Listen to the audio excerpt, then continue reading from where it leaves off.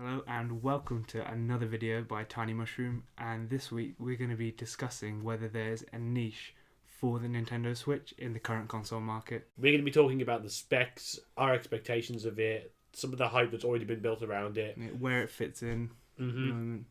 And essentially trying to find out where is it going to fit in the long-standing history of Nintendo consoles, because there's still a few things we don't quite know yet, and we are talking in retrospect, so we're going to have a good attempt at trying to find those out today. So let's start talking about the specs. So it comes with a 6.2-inch display, which is slightly smaller than the Wii U, but it looks a bit nicer with the iPad sort of look on it. To be honest, I always hated the Wii U controller. Okay. I always thought it was just like a glorified Weetabix to try and hold. It's like a kind of a kid's toy.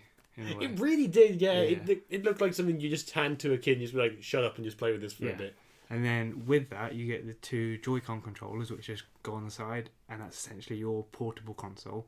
When you put it in the dock, it's about a 3-hour recharge time in there for fully powered. When you put it in there, you then put the Joy-Con controllers on the Joy-Con grip. I hope someone shortens those names for us eventually. And then you can also buy a Pro controller, which is just like essentially mimics your normal console controller. When it's in its portable version, it's got stated as a 2.5 to 6 hour battery life. 2.5 hour battery life. Then, Yeah. as the console goes on. They stated 3 hours for Zelda, which I think is crap, to be honest. It really is bad. I mean, considering that like your average smartphone can last like much longer than that anyway. But then you are talking about a console which is less than an Xbox PlayStation sort of version, but still roughly in that market zone. So if you imagine having an Xbox like that, it's not going to last long, is it? Yeah. So to be honest, that's a good way. Yeah, maybe if you're in your home environment and then you play it for a few hours in one room and then you've got to take it into another room to recharge, that's not such a bad thing, maybe. And I think the one thing that does help, that is the idea of having a battery life and being able to take hours, that you can just easily plop it back in, and you can even play with just the two Joy-Cons separately. Why you would want to do that, I've got no idea. Yeah, so the reason for that is basically your sort of party games. So there's a one coming out called 1-2 Switch, which is essentially like your sort of Wii Sports sort of thing. It should be free. Yeah. I mean, have you seen the TV trailer for it? No, what is it like? It's so cringy. It's just got people like pretending to milk cows and then shoot each other, and I'm really not hyped for that whatsoever. I'm fine with like those sorts of like Wii Sports or whatever. I'd be fine with it if it was free, because I don't mind tech demo essentially games. So that's all they are really. I wouldn't mind it if it was like a really reduced price, like say £20, $20 or something. Yeah. But to market that as like full priced, and it's going to be using every single little feature in some really gimmicky way. It's quite clever really what they've done, because they've hovered it just below the PlayStation and Xbox market to not compete with them, but enough so that they can charge the same game prices as them. So you greedy bastards. Yeah. Have you seen the price of the accessories as well? Oh, good Lord, God, nuts. It's ridiculous. How much is it for a pair of Joy-Cons? It's like £80 or something stupid. I think it's something like 60, yeah. Okay, it's not as bad, but still, like... Yeah, they certainly make up for the reduced launch price compared to their competitors. I actually think that the party mode, sort of, essentially the advertisement that they set out when they launched the thing was having people around the table all with one Joy-Con and sort of having a great time. That will not work in my opinion. No. This is the big problem. It's a nice feature, but it depends. Am I going to use it? Am I going to come around to yours and say, I'll just take my two Joy-Cons and we're going to play? Do you want to milk a cow together? No, I do not want to milk a cow in front of... Yeah. To be honest, before the Wii came out, like, who would have thought how family-centric a console could be? Because that had never really come out before, and then that just flipped the whole marketplace on its head, because the Wii had its own monopoly in a sense in what it was covering. Should we talk about the lineup of games a little bit more? Essentially this console lives and dies by what comes out in the first year. In my opinion, would you? Yeah. Essentially, when we look at the launch titles, we get an idea of exactly what Nintendo wanted to use the console for. So in the sort of single player games that you'd expect Nintendo to bring out, we've got Zelda, Breath of the Wild, Super Mario Odyssey, Xenoblade Chronicles 2. Both that and Super Mario are stated for late this year. Yeah. Fire Emblem Warriors, Skyrim, again late this year, and Rayman Legends, which is to be confirmed. On the multiplayer front, we've got Mario Kart 8 Deluxe, which personally that's my most exciting one for me. Even because I've never played Mario Kart. Yeah. Mario Kart 8 rather. Whereas it's a bit of a swizz if you have on the Wii U. We've also got Splatoon 2, really successful Nintendo multiplayer, which they haven't really ventured into before, so that's a really interesting one. Super Bomberman and ARMS, which is essentially just this boxing thing that makes use of like the controllers and having like extending arms. So on the party game front, we've got a 1-2 switch, which we talked about, and just the multiplayer games that I just said. And I'm guessing they're going to be used on that front, like they'll all allow local player access and things like that. I hope so, yeah. Yeah, they'll basically have like friends bringing consoles over and they'll all be playing like that. But to me, that says that the sheer amount of single player stuff they've got, that says to me that they're going to gear for that, and they're going to have on the side the local multiplayer and the sort of online multiplayer. Yeah, I do hope that we get some good single player experiences from this. And just talking about a point that you briefly mentioned earlier about, does a console live or die by its release lineup? Do you remember when the 3DS first launched? What was on there? Nothing. That's the point. Really? Yeah, the 3DS had a really, really rough start. There was Ocarina of Time 3D, Super Mario 3D Land, like a bunch of Nintendo 64 re-releases. That was it for the first year. Oh, wow. For the first year. And that was when complaints were coming out about the eyes, 3D's giving me sickness, whatever. And then I think around the 1.5 year mark, a good game for it came out like every 2 weeks. Oh, okay. So the launch window I don't think is as important now, because we've shown that like with the PS3 even and the Nintendo 3DS, you can have a bit of a slow start, then build up to it. And seeing as Nintendo does traditionally quite treat their consoles to a nice solid lineup with the exception of the Wii U, I feel like we're eventually going to get a lot more sturdy lineups. And with Zelda game fresh out of the gates That's on release, big. That's huge. it's really big. And we've got a brand new 3D Mario game coming out. Yeah. That will sell irregardless. Just hope that they can keep some of the third parties in good stand. The fact that they've got actual third parties that they've never had before in Bethesda is really important, I think. But then again, going on the Bethesda route, they're bringing out a game that's 5 years old, so that shows the power. That shows the graphical issues that this console has. That they had that the sort of AAA games that you expect from other companies. Are not going to come out on the Nintendo Switch when they come out on the other consoles. Yeah, because I was going to build onto that. You might get something like the way that EA downgrades FIFA. You might be getting some of that stuff, but I'm not expecting like the new COD or anything like that, or anything that ridiculously, because the console simply isn't going to be able to handle it, and they're going to have to differentiate between like how we're going to have this kind of game when the console we're working on has a 3-hour offhand battery life. Of course, yeah. That's tricky for developers, to be honest with you, when they're so used to just going for the big two, basically the PlayStation and the Xbox, for them to then rehash their game to suit the power supply demands and the graphical supply of this console. Yes, it would be in an ideal world, that'd be fantastic if everyone had the time to do that, but I just don't think... I think Skyrim will be probably as good as it gets in terms of that. Yeah. I know Bethesda were keen to carry on because they said this is the best time they've had in their history to actually work with Nintendo. Obviously, it's the first time that they've done it, so for them just to make that initial leap is a big thing. Yeah, I mean, it's a sign of good stand. It's a sign that even though we might not be getting like the good quality games ported over at the moment, we can show that Nintendo are reaching out that hand and working out quite friendly. I want to talk about the different ways which you play the Switch. Okay. So we know that the modes, like we previously mentioned, are handheld with both Joy-Cons. And then there's going to be Joy-Cons separated while it's been mounted in the dock on the controller. On the Joy-Con grip. Yeah, on the Joy-Con, trademark, grip. Yeah.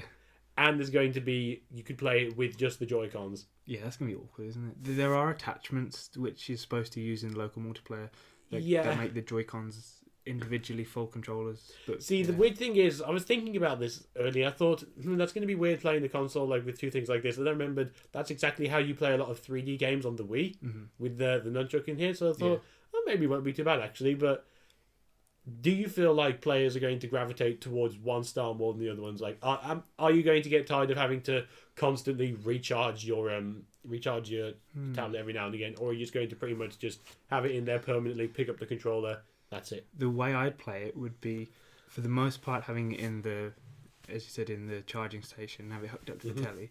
because that's making the full use of the console, what it offers. Mm-hmm. And in the instance where you're like sharing a room with someone and they want to watch TV, that's when I'd use the portable aspect. I wouldn't use it like on commutes or anything like that. It's just, for me, it's too expensive to take that with me anywhere. And I would treat it as a home console. Yeah, I think that's the route that I'd personally take it on as well, because I know the Wii U had the feature of playing the game on the tablet, which I can't really speak for myself because I've never owned a Wii U, so... It kind of utilised a tablet in conjunction with the TV display. It used a tablet as like a menu system in some points, and as, for example, a target system in shooting games, and then you use the TV as you normally did, whereas this just utilises what you see on the TV on the screen if you're using it as portable, so it's not using it both in conjunction. Yeah, I think if I was to get the system, it would be like a primarily home-based, stuck in a charging port forever. Yeah. Might even go as far as to get a Pro Controller, but we haven't we haven't been sent a Nintendo Switch yet. We don't know how comfortable it's going to... Come on. Getting them sweet views in. The one thing that's really against it as well, which I thought of only today, and that's obviously there's been a massive increase in the amount of people that are actually watching games as well as playing them. So with YouTube gaming and Twitch. So YouTube what? What's that? I've actually been on it twice, I think. Anyway, so there's obviously a big increase in that and the subscribers that go on that. And so I think that really damages Nintendo's chance of sales, because people are not just going to watch before they buy. I think they'll watch instead of buying. Really? Yeah, I think that's going to damage their sales a little bit, because it's, for a lot of people, it's going to be a second console or like a PC, and then they'll get that if they have the money. Whereas I think it's a lot easier just to get the entertainment of the games by watching people on Twitch. Yeah, I was just thinking about, a lot of people do treat Nintendo consoles like that anyway, like as a supplementary thing. It's like, this is the thing I play Nintendo games on.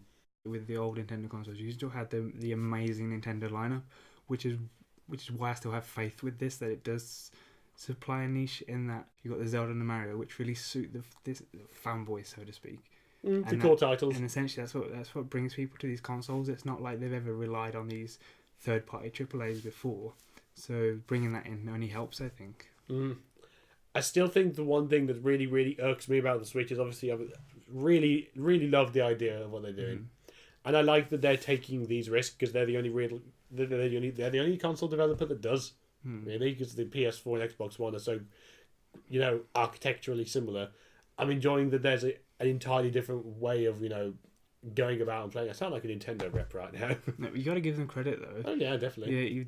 Yeah, they clearly knew that if they released a Nintendo PlayStation sort of thing, that it wasn't going to compete in such an established market, so they went underhand and produced something that's considerably unique.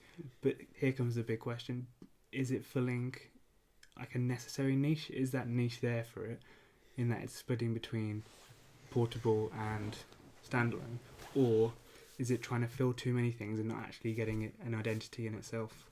Well, I know that there's a good amount of people who quite happily play games on tablet all the time, like the more mobile phone and casual gamer market.